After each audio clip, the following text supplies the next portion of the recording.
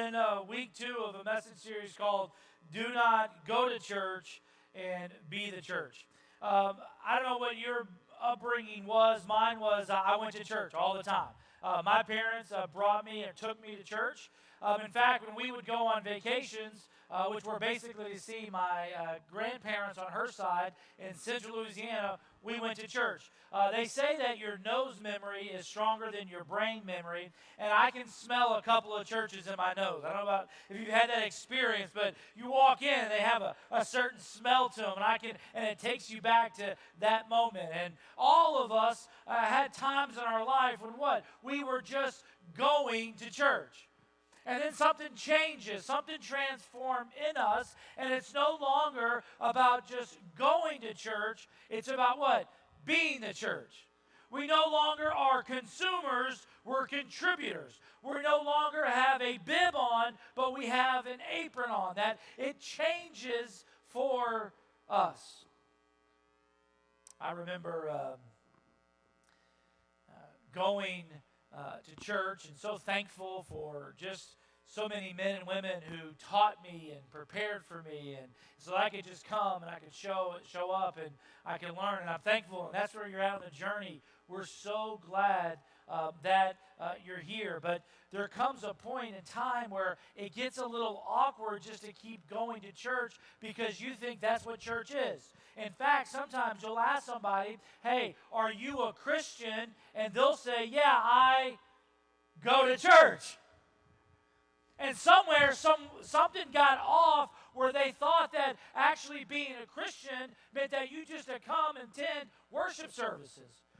And see, it's not really what happens when we gather in this manner. It's what happens in between that. And I'm so thankful for this church in these last 6 years that we've been committed to that. That our mission statement is to glorify God by helping people advance in their journey with Christ. The weekend started Friday at 11 a.m. as the team prepared the place to honor Miss Debbie Parrish. Debbie was diagnosed with cancer a little over 9 months ago. Debbie served in our 4- and 5-year-old room. Debbie launched the Moms Ministry on Masters Road. And in fact, last May, as we had a goal to pass out 1 million diapers for moms, and just they came by, we gave them gift baskets, we gave them some perfume, lotions, I don't know, we gave them diapers, we prayed for them. We love doing things for the community. I love that. And they were coming by getting diapers, and Debbie organized all of that. And even in that day, she didn't realize it then, but she had cancer in her body. And a few weeks later, she comes up to the church, and she delivered the diagnosis, that news. And if you've ever walked with someone through that, it's a difficult day. It's a difficult time to get that diagnosis. And during that time, that prayer, there's a couple of people in the room, and Debbie just looked at me and she said, Jason, I just want you to know I'm prepared. Now, I knew what she meant. She knew that I knew what she meant was what? Hey, if this is God's plan for me to end this way, I want you to know I'm prepared. I'm ready. It is well with my soul. What did she know? That heaven is a prepared place for prepared people. There's not a question mark about it, is it? You ever been in those funerals? Awkward, isn't it? They're like, yeah, they're in heaven. I mean, I remember one time he said God, and I think when he was a kid, he walked down an aisle sometime, and boy, it's awkward for everyone, isn't it? And everyone just pretends, oh, they're in a better place. Somebody needs to fact check that. And one of the greatest things that you and I can do when it comes around our faith is to put an exclamation mark, not a question mark, for your family.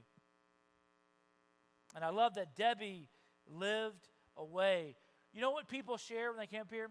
They didn't talk about her going to church, did they? They talked about her what? Being the church. Big difference. Don't go to church, be the church. In this series, we're looking at this idea of finding forgiveness. There's a sacred piece of text that has lasted generations. In fact, it was recorded by Matthew, Mark, and Luke, and the details on all three accounts are completely the same. There's a few different words to give us emphasis, but it's uncanny just how this account, this narrative, this is not a parable, this is an actual account of what happened, how it has changed the way people understand what Christianity is all about. And in these 12 verses in Mark chapter 2, it's also in Matthew 9 and Luke 5, but we're going to be in Mark chapter 2. And in these 12 verses, Jesus is going to come and encounter with 9 people or people groups in these 12 verses. And it's all about us really understanding what forgiveness is all about. Now, last week we started with the man on the mat. The man on the mat. And this man that we're introduced to in the story, he was paralyzed. He could not move. He could not manage life. He couldn't have a job for his family, of course. He was miserable, and he was mistaken what his greatest need was. Some of you already know what this story is about. That was the first 3 verses last week. We're going to go verses 3 through 5 today. If you got the word with me, turn to Mark chapter 2. And this is all about the friends who were found faithful. The friends who were found faithful. The setting is in Capernaum. Jesus spent about a year and a half traveling around the Sea of Galilee, and Capernaum was his home base. Capernaum was also the largest city around the Sea of Galilee. There was a Roman garrison there. It was a tax hub. Now, some of you are going, now, wait a minute. I thought Jesus' hometown was Nazareth. He was. That's where he was from. But you remember, before this, Jesus goes to the synagogue in Nazareth, and he begins to preach. Do you remember the story? And in Luke chapter 4, and he picks up the scrolls, and he reads Isaiah, and he says, I've come to proclaim the good news. I've come to help the poor. And he sat back down. And remember what happened? They said, kill him. And they tried to chase him off a cliff. And Jesus said, okay, not really received here. I'll go elsewhere. And Capernaum was his hometown. He did more miracles probably in Capernaum than anyone else. But Capernaum, they didn't have a great faith either, did you? In fact, Capernaum gets curses for all generations later on because though many saw his miracles, they did not believe. The story begins, we read last week, Jesus is back. He was gone for the year and a half. He's back. They're like, whoa, he's a miracle healer. He can perform miracles. Jesus healed everybody who came to him. And they go, and he was at the house, and he's preaching, because that's what he does. And I love that Jesus never is like, he doesn't hide himself. You don't have to find the right times to go check him out. He was out in the streets. He was out in the villages. He was always preaching. He was always doing ministry. And so people flooded this house, and there were so many people there you couldn't get in. And the story picks up where there are these 4 guys walking, and this is their moment. Do we go to church or we be the church? Because next to them there was a man paralyzed. And they're like, wait a minute. Jesus heals. This man's need healing. Let's take him. Now, when they get this man to Jesus, finally, we're going to talk about how he got there. It's an adventure. It says in verse 5, and when Jesus saw their faith, meaning the 4 men, that there was faith that was found in these friends. And that word saw their faith. It's mean that faith that has action in it. Not just a faith that you believe inside, but you actually do something with it. Jesus' brother James would say that faith without works is dead. That there's many of you who desire what? That one day God will say, well done, good and faithful servant. Well done, not well prayed, not well sung, not well attended, well done, that our faith has action to it. And so these men were commended by Jesus. So let's find out about this faith that Jesus commended. We all need friends, by the way, that put their faith in God, not you. Some of us have friends that go, oh, you can do it. You can get through this. It'll be okay. No, it won't. We don't put our faith in ourselves. You need friends that go, listen, you'll never get through this unless you give it to God. That the only way you're going to get through this, the only hope that you have is to put your faith and trust in Jesus Christ. That's the friends you and I need. Not the friends that are going to puff us up and just tell us we can do it on our own. No, the Bible says that what? Apart from him, we can do nothing. And we all need friends that are going to point us to God. There were two sitcoms in the 90s, number one and number two of all time, and they were all around this subject of friends, two groups of friends. One was called Friends, and the other one was Seinfeld. Now, if you are around in this era, you can't like both shows. You just can't do it. There's no personality type that does that. Either you were a Friends fan or you were a Seinfeld fan. If you are a Friends fan, we'll pray for you, okay, that you'll get some real meaning in life. If you are a Seinfeld fan, I understand. I mean, the creativeness, the writing, the humor, the friendships, they were both incredible shows. But what was missing from that? There was a whole generation that grew up that never saw Friends point them to faith and point them to God.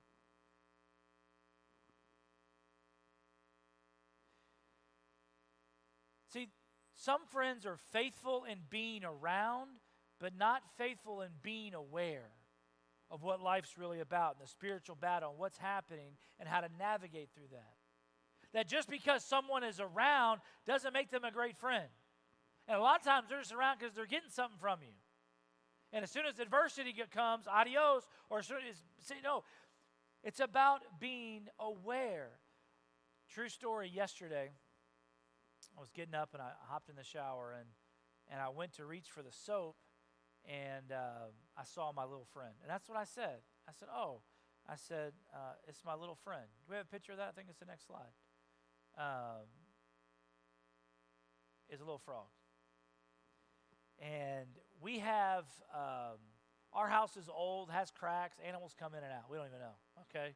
One time we found a cat in the playroom. It's like somebody left the door open, you know? Stray animals come around our house. Well, there's a dead animal under our porch right now. You know, I'm like, okay, it's the fifth day. The smell should be going away soon.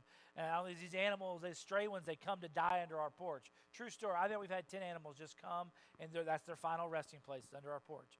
And but I see this little frog here, right? And I saw, it's my little friend. And Kel and I, he's been around about 3 months, you know, but he always surprises you. He likes the water. He's always there in the shower. And the reason I share this is because even in my own, I said, there's my little friend. Is he my friend? Does he know anything about me or my wife or my kids or that the church birthday was this weekend or it's Easter? No. Where I'm troubles, no, he knows nothing. What? He's just around. And this is how people get attached to pets, by the way. They're just around, so you think they know what's going on, okay? And listen, it's true with friends that some are faithful in being around, but they're not faithful in being aware. Let me give you a John Madden statement. Faith friends are more faithful.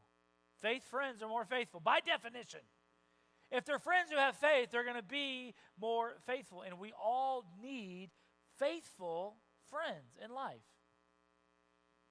And this man on this mat had 4 of them. Let's look at their faith. Verse 3, and they came bringing to him a paralytic carried by 4 men. What I love about this statement is these men come, what are we going to do? Their faith was what? It was confident. It was confident what? That Jesus could heal him. Now don't miss this. This is not some like deep spiritual faith of like, man, I'm going to sell everything I have and move to Africa. Or, hey, for this cross thing, I'm going to stay here all 168 hours and be in. No, they didn't know Jesus like that yet. They were like the rest of the crowd. They were curious. It's the kind of faith like when you go have surgery. Well, I mean, they're going to put me to sleep, and this surgeon's going to cut me open. He's going to do some stuff, and he's going to sew me back up. And even though you might be familiar with the hospital or had a couple conversations with the doctor, you don't know him. You don't know what he's going to do. You don't know if he had a fight with his wife that morning, how he treats his friends, how he treats his enemies. And what are you doing? You're putting your faith, okay, I'm going to put faith that you guys know what you're doing. You go to a restaurant. You order food. Do you go back into the kitchen to watch it be cooked? Actually, I suggest you don't do that, ever. But what? You got faith. Okay, they're following the codes. The food's going to come out healthy or good for me, and I'm going to enjoy it. It's that kind of faith. These people are like, hey, we can't do anything. He's healing people. Let's take him to him. There's confidence. Their faith was confident that Jesus could do it. I love confident Christians, don't you? I need them in my life. They remind you what? That God is able to do exceedingly, abundantly more than you can think or imagine. In fact, in our house, a little thing that we do, Kelly and the kids, and we'll go, when we're going through a tough time, somebody say, He is able. And then we say, yes, He is. Yes, He is. I don't know if it was from a song. We actually don't even know where that came from. Maybe it's a song. But we just say, He is able. And somebody in the house repeats, yes, He is. Yes, He is. Can we practice? He is able. And it's just a reminder in that moment, guys. We can't control it. I don't know what's going to happen, but He is able. They had a faith that was compassionate. How many people walked by this man? And these guys said, not us. Some of you you can't walk by.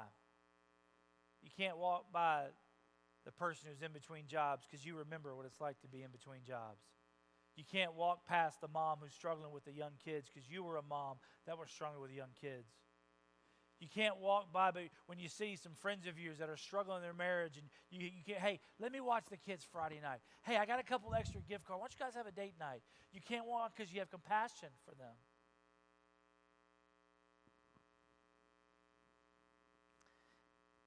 You look back at every hospital was created by Christians. Every orphanage by Christians. Why? Because we're compassionate.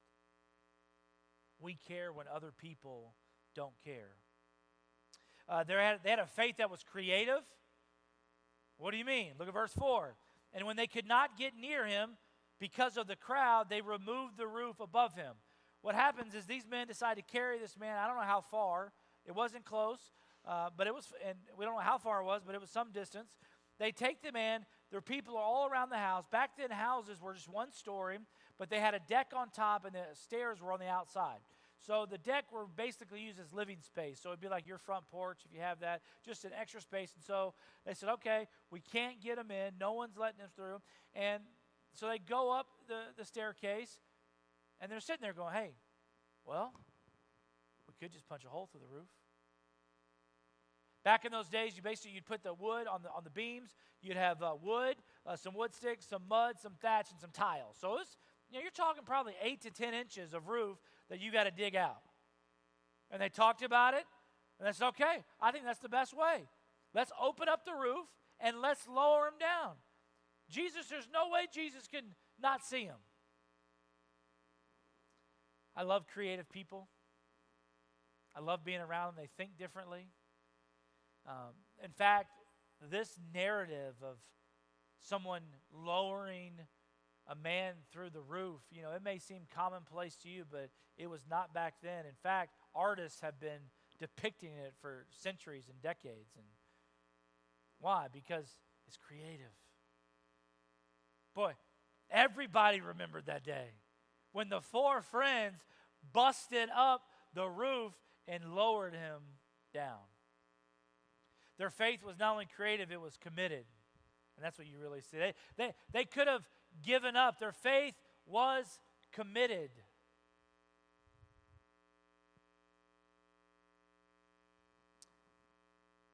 The commitment level. If you've ever been around a Christian who's committed, do we have that? Faith is committed? Do we have that, Jim? Thank you. A faith that is committed. These guys at any moment, they probably could have said something like this, and hey, listen, man, we'll take you to Jesus, no promises. I'll get you there, man. He's at the house over there, and we'll get you there. And they could have picked him up and walked him down and said, listen, man, we can't get in, but listen, I'm going to tell Jesus you're out here, okay? You got my word. I will tell him that there's a man who's paralyzed right outside the door. I said, man, we can't do that. And as they take him through the roof, they go, hey, guys, we're going through the roof. Hey, man, can you cover this with me? You know this homeowner, man, we're going to have to pay for this roof. It's going to cost. He ain't going to be happy that we're digging this up. I got you covered. I got some tiles in my house. Hey, can you come next week? Wherever, they had to come back. And it costs something, doesn't it, sometimes, to be committed in your faith. But here's what I love about their commitment level. It wasn't just about getting him to Jesus and the cost of breaking the creativity. They were about to interrupt the Son of God while he was preaching. You ever thought about that? Here is Jesus, and they're about to disrupt him while he's speaking. Because when all of a sudden dirt is coming by, the sun's, it's a showstopper. And Jesus is a master storyteller and preacher, and you can believe that the crowd was listening to every word he had until the man came down the roof. If you speak in front of people, you understand how little distractions can take off a room. It's one of the negatives of my ADD. I'm distracting you sometimes when I preach because I'm going all over the place, and if it's lights, if it's a slide, if it's wiping down the stuff, you notice everything and you see, and of course I can see when someone falls asleep. Sometimes I'm with you. I'm like, hey, can I come join you? I'm tired too. But it's distractions, right? We're all excited when the baby goes out of the room. But sometimes, listen, guys, commitment means what? It means disrupting things. It does. It means discomfort. It means having an awkward conversation. It means busting through the room, telling the truth, that it's going to be uncomfortable. And can I just tell you, some of you are the homeowner, and you got to be okay with your house being demolished for Jesus. You got to be okay with it. It's his. Are you committed in your faith? It's work, isn't it? Being committed to your faith, it's work. That's why works and faith are so connected. Man, I'm so proud of our volunteers and our staff here at the church. Think about it. We got to get the place ready on Friday for the funeral, so we can do that. And the team prepares a beautiful meal for them, and they have an incredible time of ministry with Debbie and her family. And then Saturday starts getting ready for the picnic, and at 8 o'clock, I'm planting zucchini and squash in our garden that we're trying to keep up for Saturday morning, and that gets done. And there's a team of 20 or 30 people out here that are starting putting stakes down, moving tables and chairs, and getting ready for the picnic. They were here 15 hours. They were here till after the sun went down. Why? Getting ready for the community to come out for a picnic. And guess what? They were here at 6:30 the next morning. We started praying for Sunday and getting things ready, and then they stayed all day yesterday. And and guess what? At 8 o'clock this morning, we're giving out boxes for seniors through the food pantry, and the crane's coming down, and there's 2 trucks that can't cross the bridge. One's bringing us food, one's taking a crane, so we moved the food over there so food can come in. And guess what? The team's back out there getting ready for Welcome to the Cross, because the next 7 days we're going to be out there, and so out there is prepared for us. All of that's happened in the facility in 20, 48 hours, and I'll ask, who did that? Committed Christians. What it takes. Faithful friends are committed to get you to Christ. And I'm so thankful. There have been times in my life when there were some committed Christians that said they're going to do whatever it takes for me to know Christ and to get to Christ. Nothing was going to stop these men, was it? Nothing was going to stop them from getting this man to Christ. How far will you go for a friend?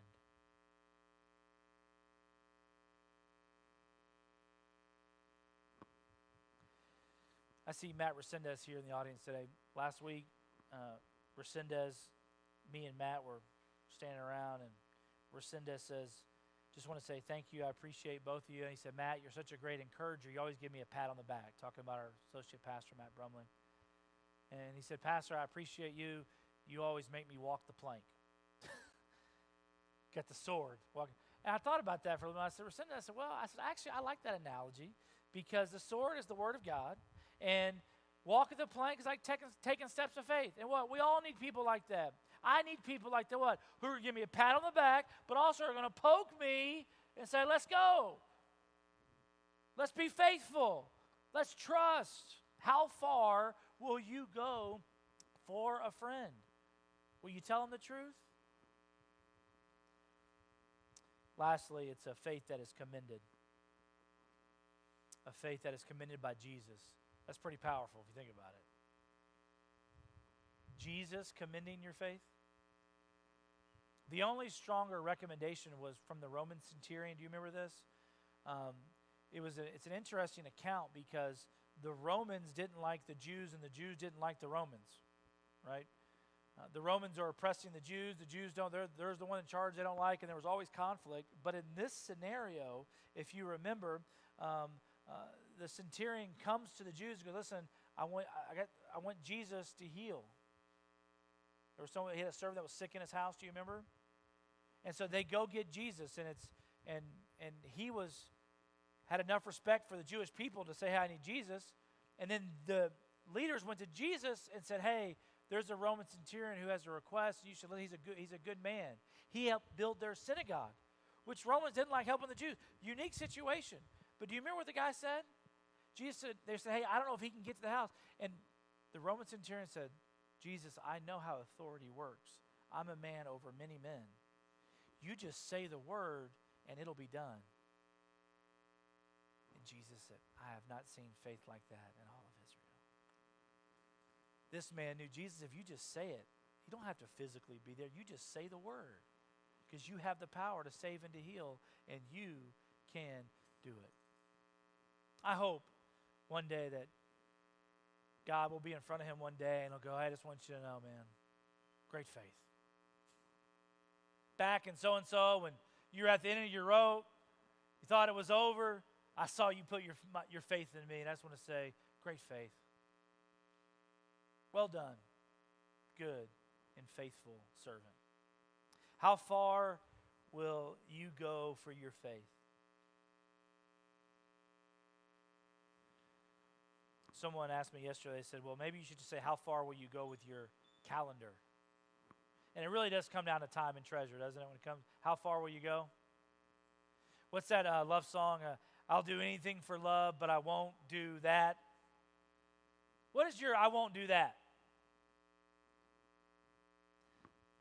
I remember there was a person who went on an international mission trip with us, and she wore high heels in the jungles of Peru. Never done mission before. We told the packing list and all of that. Great lady, and she was just kind of a high fashion lady. She just, one of those people that just, which I appreciate. You go to the airports now, you think you're at a slumber party. I'm like, whose birthday is it? We're all the little, why is everybody in their pajamas, right? Everything is so casual, and she just, grew up in that generation where, you just, everywhere. So, well, there she is going to the jungle in her high heels. And I was talking to her later, and she said, "Pastor, I'm just thankful I can walk in the jungles for Jesus. I never thought I would go on a mission trip and tell people about Jesus. I never thought I would do that." And it's fun to watch as these last 6 years as people's habits and hobbies are changing. God begins to transform them on the inside. They start going, "You know what? We're going to do summer different.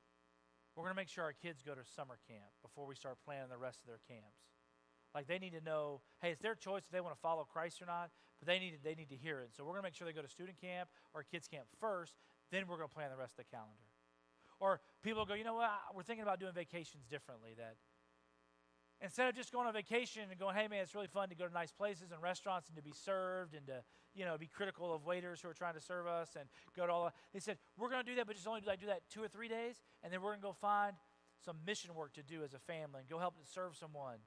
And they said, "Pastor, our kids actually remember those vacations when we go and serve someone else." And it felt like a vacation to them. They're going, we're changing. Our habits, our hobbies are changing. And I love it when guys come to me, "Hey, man, yeah, I'm selling that and getting rid of that. I've grown up. I don't need to play video games all day. I've been doing this for every weekend for this many years, and my habits and hobbies are changing. I've been putting that before God. I'm done with that." It's a beautiful thing when people start saying, "Hey, how far will you go?" There's a group of volunteers. I see Shelly. They come up here on Monday to work at the church. They don't get paid. We have volunteers. They're coming in a week. Some of them have asked their work, "Can I be off on Monday so I can go help the church out? How far will you go? There's a triangle somewhere around you. Find one. Last week's shape was all about the mat, and this is all about a triangle and 4 friends lowering him down. And here's, as you take this triangle, I want to just give you a reminder.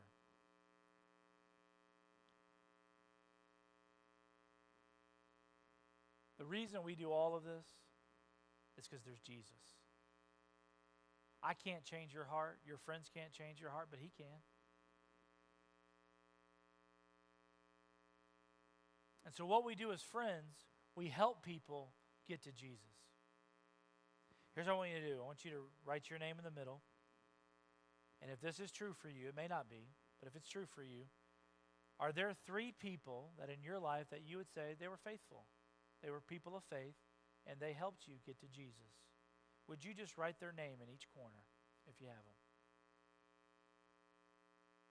And just as a note just of gratefulness, when I pray for you, you can come and you can put their name down or put their triangle down. And here's my challenge. Would you just contact them this week and say thank you?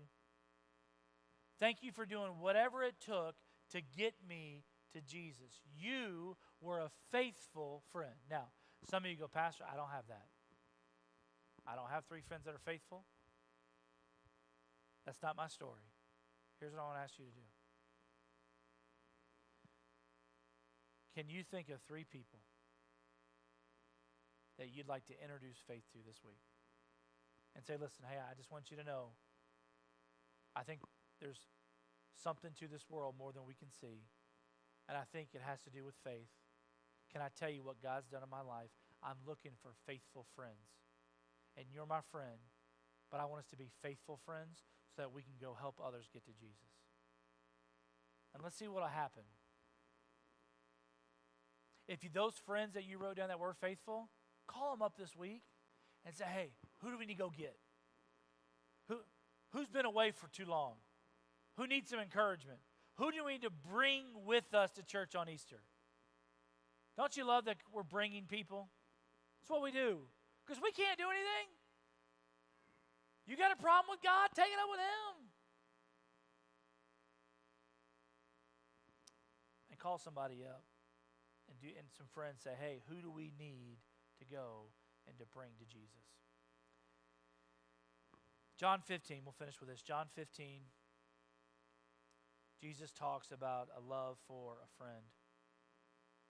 He said, this is my commandment, that you love one another just as I have loved you. Greater love has no one than this, that one lay down his life for his friends. Jesus not only said that, he modeled it. And he laid his life down on the cross so that you and I would not be enemies of God any longer, but yet we would be a friend of God. We all need faithful friends. And what a friend we have in Jesus. Would you pray with me?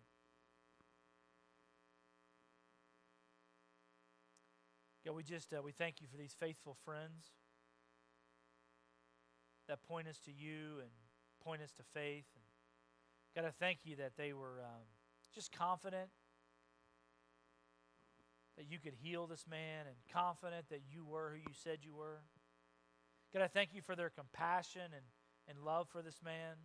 Thank you for their creativeness not to give up, their commitment level to do whatever it takes, even if it's work, even if it's interrupting you. God, I pray you'd help us be friends like that are committed, know how to get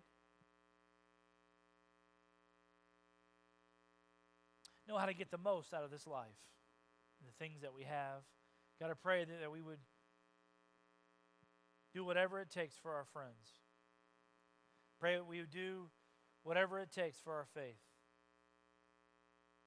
I pray you'd see great faith in this room, and one day you'd commend us for trusting you, but commending us for being faithful to other people and bringing them to you, and so that they can have an encounter with you. Jesus, we say that you're enough. And thank you for loving us. Thank you for providing a way for us. Thank you for laying your life down for us. May we never question your love for us. Help us walk in your way. God, I pray over these next few days as we lead to Good Friday and we celebrate the resurrection, Passion Week. And God, I just pray for each person in this room, we would not go through our normal rhythms and routines. We'd be ready to receive from you. It's in Jesus' name we pray. Amen. Hey, now in a second here, just come drop your triangle, and then we're going to walk outside together, okay? And we've never done it before. We're going to try it, okay? You also saw this in your seat. Don't risk Easter lunch, okay? It's not good. No one's happy when Easter lunch doesn't taste good. Don't risk it, brisk it, okay?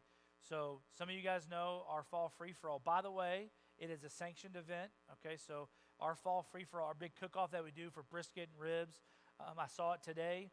It's on the calendar for whatever. People get points and all this kind of stuff. You know, our cook-offs are incredible here. This right here, third and first place are cooking the briskets. So it's good, okay? So it's $100 for the whole brisket, $125 if you want us to deliver it to you. And we can deliver it to you. You can pick it up next Sunday here, we can deliver, or the week after. So 17th or 24th, every dollar is going to help a kid go to camp, okay? So don't risk it. He is able. Hey, all right, I like it. Hey, are we ready outside? Can we start?